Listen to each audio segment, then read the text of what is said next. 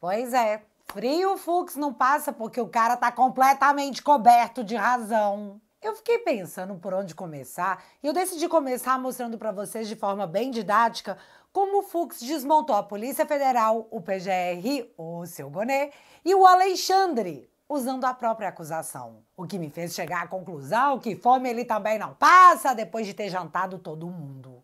Só veja.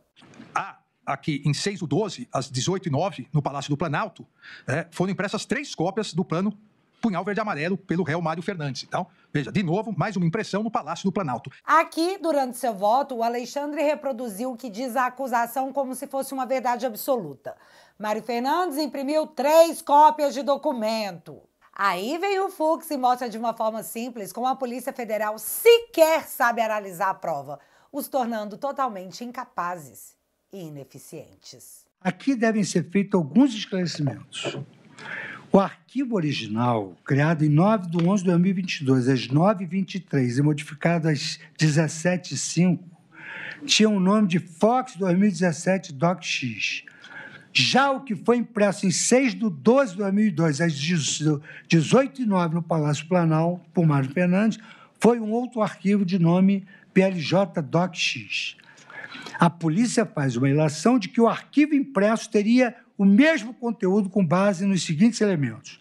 O arquivo impresso possuía PLJ no nome, o que seria a abreviação de planejamento, que nós já vimos que não é ato executório. 2. Uma cópia de um arquivo chamado PLJ-DOC já havia sido impressa em 9/11/2022, às 17h09, poucos minutos após a última modificação do arquivo original. Ademais, apesar de o Ministério Público afirmar que Mário Fernandes imprimiu 3 cópias do plano, o IPJA 44/2024 indica que apenas uma cópia foi impressa com base nos logs de impressão. E aqui eu descrevo a data, 6/12, usuário Mário Fernandes, total de páginas impressas, 3 cópias, 1. Sim, ele disse que a Polícia Federal fez uma ilação. Que momento humilhante. Então, diferentemente do que acusou a Polícia Federal, o Ministério Público e o Alexandre, não foram 3 cópias impressas, eram 3 páginas, uma única cópia. E eu selecionei esse trecho para a gente começar porque ele deixa clara a incapacidade técnica da acusação, que não sabe sequer analisar uma prova e que trabalhou com achismos e conclusões em vez de se apegar aos fatos. Coisa que o juiz de carreira, não o juiz com título por nomeação, acabou fazendo. Mas, gente, isso não é nada. Já que eu falei do general Mário Fernandes, a acusação que foi absolutamente endossada pelo Alexandre de Moraes disse que o plano para mandar ele e o Lula de Americanas havia sido apresentado ao presidente Bolsonaro, porque a geolocalização mostrava que todos eles estavam no mesmo lugar. Logo, foi impressa no Palácio do Planalto e levada ao presidente Bolsonaro, que tomou conhecimento do plano. É o que diz a acusação, é o que alegou Alexandre. Aí o Fux teve que revelar isso aqui. Afirma o parquê que registro de extratos de herb confirmam a presença simultânea de Mauro César Barbosa Cid, Rafael Martins de Oliveira e Jair Bolsonaro no Palácio do Planalto em horários coincidentes, do dia 6/12. Considerando que o Palácio do Planalto é o local de trabalho de todos os sujeitos mencionados, é absolutamente natural esperar que todos se encontravam na mesma repartição em uma terça-feira. Os caras trabalhavam no mesmo lugar, no Palácio do Planalto. Logo, se esperava que numa terça-feira eles estivessem no mesmo lugar. Seus malucos! Olha o nível da peça de acusação, galera. Provas de que Bolsonaro recebeu a tal cópia impressa? Não tem nenhuma. E o Fux fez questão de deixar isso muito claro. Mas eu tô me apressando, vamos ao início do julgamento, porque era esperado que o Fux abrisse divergências sobre a delação do Cid. Mas o que nós vimos, e segundo a imprensa deixou os ministros em choque, foi que Fux divergiu de praticamente toda a acusação. E ele não apenas divergiu, seu voto com duração de mais de 14 horas foi usado para fundamentar cada mínimo ponto. Ah, e um monte de gente reclamou de um voto de 14 horas.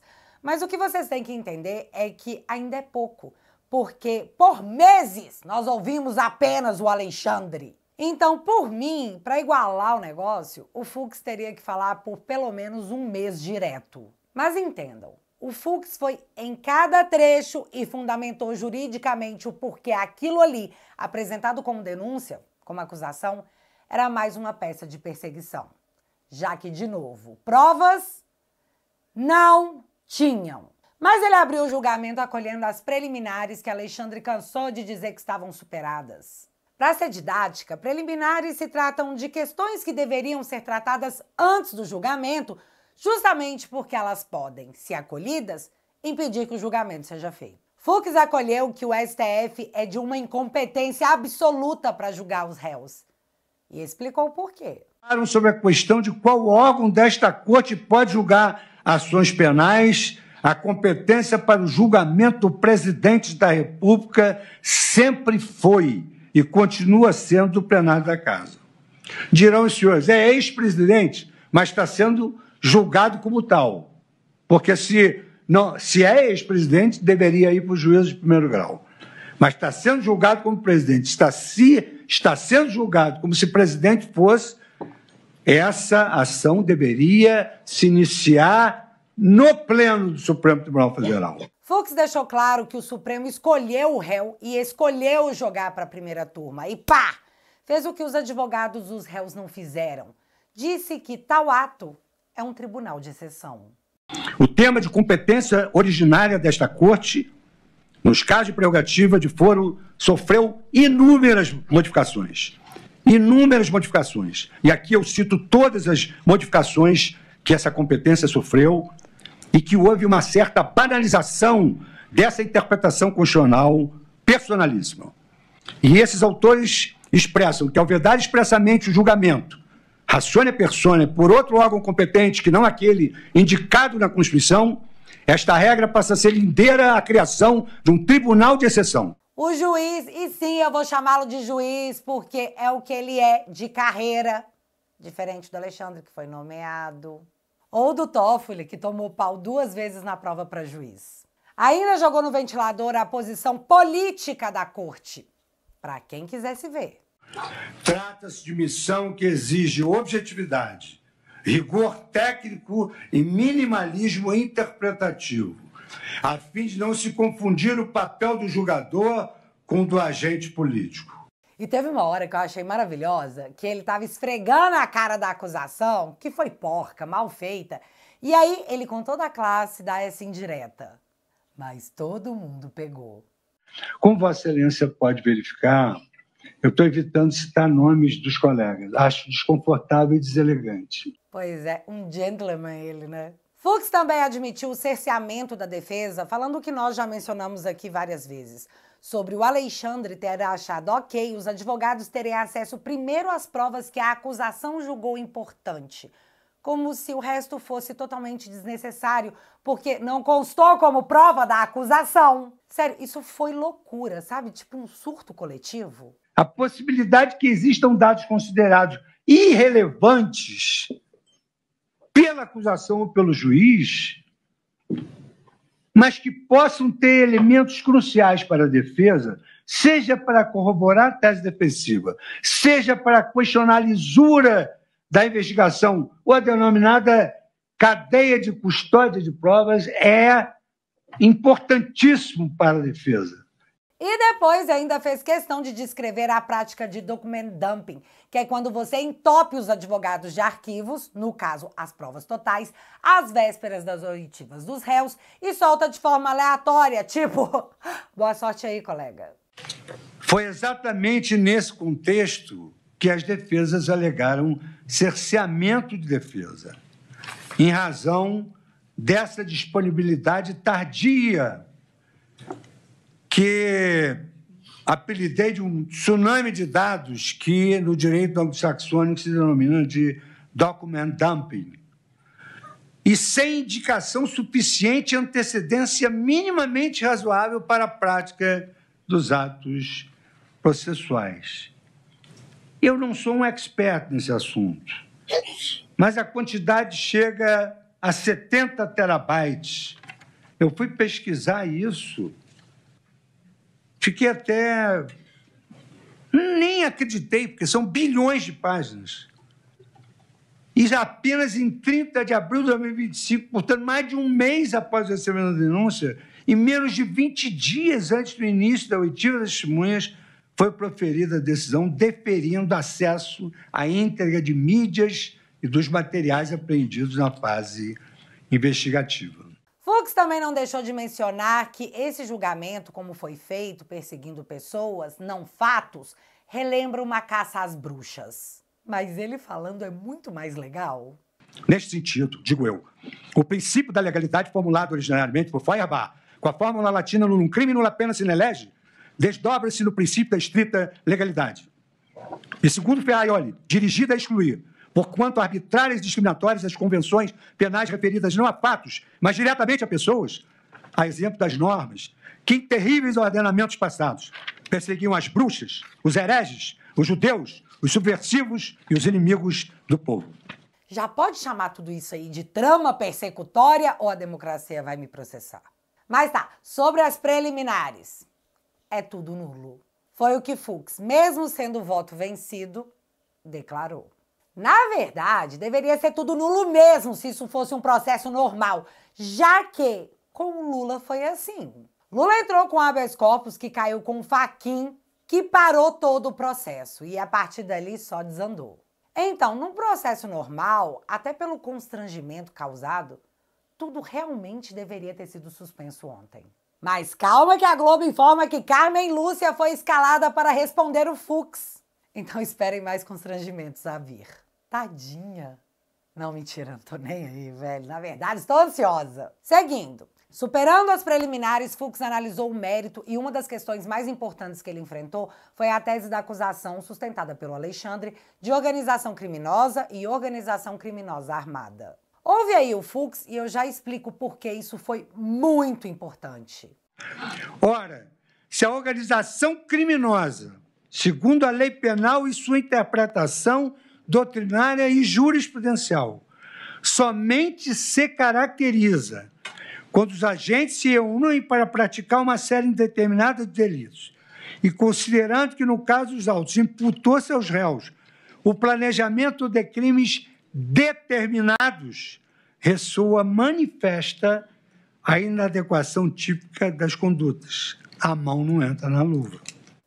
E ao longo desse trecho, o Fux ainda jogou na cara que a Suprema Corte não condenou os réus do mensalão por formação de quadrilha. Uma mancha na justiça brasileira.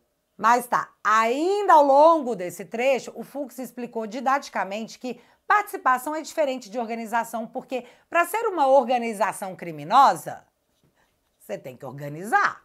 E assim ele demoliu o 8 de janeiro, em que pessoas chegaram naquela mesma manhã e seguiram para a Praça dos Três Poderes, acreditando estarem indo para uma manifestação. Podem ter participado, mas não se organizaram. Porém, a acusação precisava linkar essas pessoas do 8 de janeiro ao Bolsonaro, porque, segundo a acusação, o 8 de janeiro foi o ato concreto, foi a tentativa de golpe da organização criminosa.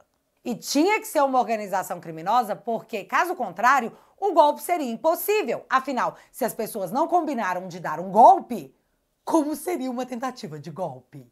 Quando o Fux afastou esse crime, abriu um buraco no coração da acusação que já não possuía provas, só teses. E então, quando a gente achava que já estava humilhante demais, Fux calçou o salto 15 para pisar mais profundamente. Para ser tentativa de golpe, não precisa apenas de uma organização criminosa, mas de uma organização criminosa armada. Porque não dá para dar golpe igual os ursinhos carinhosos e invocar um coração da barriga, nem com cano de PVC. E aí, eis que a verdade, óbvia verdade, se revela. Várias autoridades aqui são titulares do direito legítimo a posse de arma. Não se usa, mas temos o porte. Mas no crime tem que usar. No crime tem de usar. Tem de usar porque nos termos da legislação vigente não tem qualquer repercussão penal, revelando-se manifestamente inaplicável o disposto do parágrafo 2º se apenas portar armas de fogo. Se assim fosse, nem preciso concluir. Nós temos porte de arma de fogo. É nesse sentido que eu quis dizer. É preciso que a denúncia narre e comprove efetivo emprego da arma de fogo por algum membro do grupo durante as atividades da organização criminosa. Utilize a arma de fogo. Essa parte foi bem bizarra, porque o Fux deixou claro que a PGR não só não apreendeu nenhuma arma, como usou matéria de jornal para dizer que haviam CACs no local, sem apresentar nenhuma prova, além de uma matéria de jornal que não prova absolutamente nada. Que piada. E já que o Fux estava no modo acabou o parquinho, por que não esfregar na cara dos magnânimos o comportamento inadequado dos ministros que querem julgar Bolsonaro por falas e sim algumas bravatas, mas esquecem que são juízes midiáticos que falam um monte de abobrinha de cunho político e não são julgados por crime de responsabilidade, já que a lei os impede? Com efeito, diferentemente de nós, juízes, que devemos nos abster de declarações públicas frequentes, notadamente as de cunho político, haja visto o nosso dever constitucional de preservar a independência e a imparcialidade das instituições que integramos, os agentes políticos, diferentemente, e os agentes públicos eleitos, devem, por natureza, engajar-se no debate público. Esse debate essencial para a democracia ocorre muitas vezes por discursos inflamados e irrefletidos, porquanto o mandatário político é instado a manifestar-se com enorme frequência sobre temas de variada sorte. O risco de declarações infelizes, declarações ofensivas é permanente, mas essas declarações devem ser depuradas também pelo filtro democrático, à luz do escrutínio dos eleitores. Caso declarações dessa natureza pudessem ser consideradas atentados às instituições democráticas, haveria inequívoco efeito inibidor sobre o debate público, inibindo a assertividade, inibindo o engajamento que a sociedade espera de seus mandatários, de modo a compreender, em última análise, o próprio funcionamento da democracia. E aqui um ponto muito importante. O Fux citou algumas vezes o Pacto de São José da Costa Rica e deixa claro que estão ocorrendo violações de direitos humanos e garantias fundamentais nesse julgamento. E isso é grave, por um bom motivo. O que consta da Convenção Americana sobre Direitos Humanos, que é o nosso Pacto de São José da Costa Rica, que no artigo 8º, sobre as garantias judiciais, ele é preciso. No artigo 8º, 1c, toda pessoa tem o direito de ser ouvida com as devidas garantias e dentro de um prazo razoável por um juiz ou tribunal competente, independente e imparcial, estabelecido anteriormente por lei, na apuração de qualquer acusação penal. A linha C, concessão ao acusado do tempo e dos meios adequados para a preparação da sua defesa.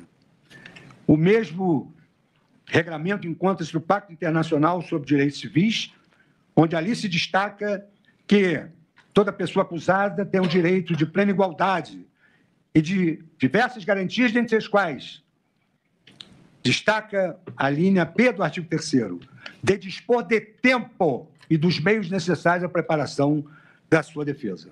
Essa foi a ratio, no ano de 2009, da súmula vinculante número 14. É direito do defensor, o interesse do representado, ter acesso amplo aos elementos de prova que, já documentados em procedimento investigatório realizado pelo órgão de competência da Polícia Judiciária, digam respeito ao exercício do direito de defesa. A consolidação jurisprudencial da Suprema Corte, ela provocou, inclusive, uma modificação no artigo 7º, inciso 19º do Estatuto da Advocacia. E foi à luz do Estatuto da Advocacia que o nosso perene decano, ministro Celso de Mello, na reclamação 37848, destacou: não se diga por absolutamente inaceitável, considerada a própria declaração constitucional de que a pessoa sob persecução penal ou em juízo ou fora dele mostrar-se-ia destituída de direitos e garantias. Esta Corte jamais poderia legitimar tal entendimento, pois a razão de ser no sistema de liberdades públicas vincula-se em sua vocação protetiva a amparar o cidadão contra eventuais excessos emanados do aparelho estatal. Pois é. Quem é que foi sancionado por violações dos direitos humanos? Alexandre. Quem é que estava assistindo o julgamento e comentando lá no Twitter? O assessor do Trump. E aí vem a CNN nos contar que ministros avaliam que Fux expôs colegas a ataques e sanções e afirmam que ele jogou os pares aos leões. Porque, ao desmontar a denúncia oferecida, os votos do Dino e do Alexandre, e os que ainda estão por vir, que a gente sabe que provavelmente vão ser tudo igual, Fux está dizendo aos Estados Unidos que sim, o processo é persecutório, com violações de garantias fundamentais, com violações de direitos humanos, com cerceamento de defesa num julgamento sem provas e cheio de teses, julgado pela vítima, pelo advogado do Lula e pelo amigo e ex-ministro do Lula. Então eu entendo a posição dos ministros. Dizer o óbvio deixou tudo meio chato, né?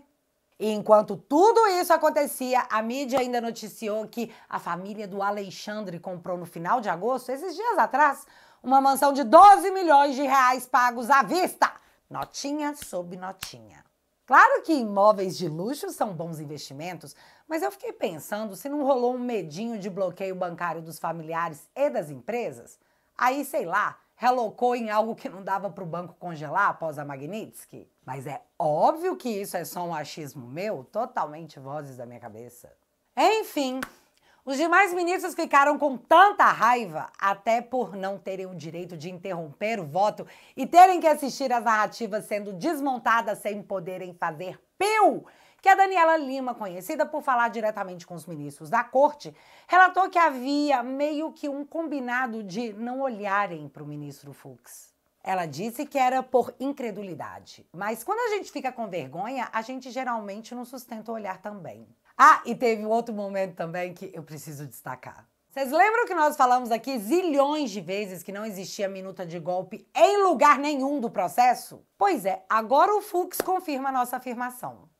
Seguindo a ordem cronológica dos fatos, a primeira conduta específica narrada pelo Ministério Público diz respeito a uma suposta reunião entre o réu Jair Bolsonaro e Felipe Martins no Palácio da Alvorada em 19 de 11 de 2002. Ao referir-se a esse encontro, a Procuradoria-Geral da República disse que o documento de finalização do golpe era preparado pelo grupo e acompanhado de perto por Jair Messias Bolsonaro. Entretanto, a acusação não logrou indicar exatamente qual documento teria sido apresentado ou discutido nessa reunião, sendo certo que o seu conteúdo não veio aos autos. O próprio Correio Mauro Cid, cujo depoimento é invocado pelo parquê, faz referência genérica a várias reuniões, sequer sabe precisar as datas. Então, agora, diz o colaborador Mauro Cid, então agora, em termos de data, eu não me lembro bem como foi, mas me parece que foi uma, duas, no máximo 3 reuniões, talvez 2, em que foi levado esse documento ao presidente. É assim que foi a acusação, formulou o seu pedido, que não restou adequadamente provado. E é engraçado porque na oitiva do Núcleo 2, enquanto o Alexandre citava a minuta como prova concreta, o advogado do Felipe Martins perguntou ao Alexandre em que página do processo estava a tal minuta. E ele respondeu com a página que levava um documento apreendido no celular do Cid, que não era a minuta. Aí, na leitura do seu voto na terça-feira, o Alexandre disse que pouco importava se era aquela minuta ou não. Sério, gente, ele disse pouco importa. A minuta, citada como prova diversas vezes, que não existe, agora pouco importa. Se a minuta não existe e ninguém nunca a viu, como que a acusação diz exatamente o que estava escrito nela? Bizarro é pouco. Mas que fique claro, tá, galera? A prova minuta não existe. E para o Estado Democrático de Direito, pouco importa. E eu poderia ficar aqui até amanhã trazendo os melhores trechos do voto do Fux, que teve uma frase de apoio no Twitter que passou das 800 mil menções, onde o povo chegou a dizer que ainda existia juízes em Berlim. Mas foram 14 horas de voto. Ficaremos aqui o dia inteiro. E não que eu não vá trazer mais trechos ao longo dos meus vídeos, porque o voto do Fux foi histórico. Mas por esse pequeno resumo deu para você ter uma grande noção, né? Fux absolveu Bolsonaro de todos os crimes porque deixou claro que a tese da acusação, desprovida de provas, não conseguiu chegar nem perto de fato comprovar a participação do presidente Bolsonaro em uma trama golpista de um golpe que nunca aconteceu. No próximo vídeo eu trago mais detalhes do julgamento e do embate que provavelmente vai acontecer na corte, porque depois dessa humilhação, os ministros devem querer tentar salvar alguma coisa perante a opinião pública. E além disso, falta Carmen Lúcia e seu Zanin para votar. Eu sei como que a Carmen Lúcia vai votar, mas eu juro pra vocês que eu tô em dúvida sobre o Zanin. Ó, famoso apertadinho, passa nada. E sim, eu fiquei surpresa com tudo isso porque o Fux não tinha prometido nada e entregou tudo. A ver o que sobrou dessa caça às bruxas. E o bom é que as cenas dos próximos capítulos já são daqui a pouquinho e já a gente se vê novamente com a resposta para a minha pergunta. Como é que eles vão sair dessa? A ver.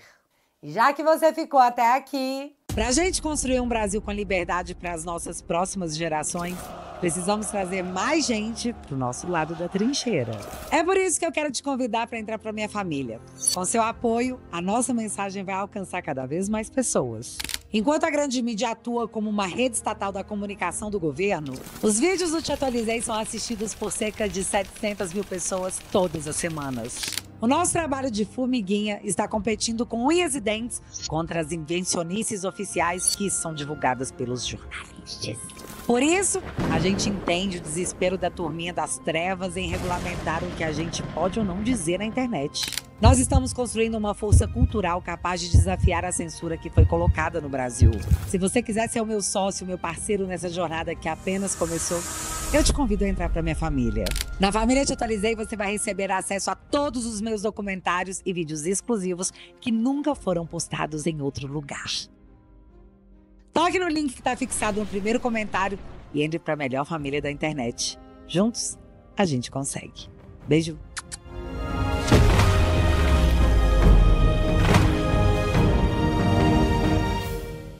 O TeAtualizei.app é uma plataforma de vídeos exclusivos com apps para baixar tanto no Android como em iOS.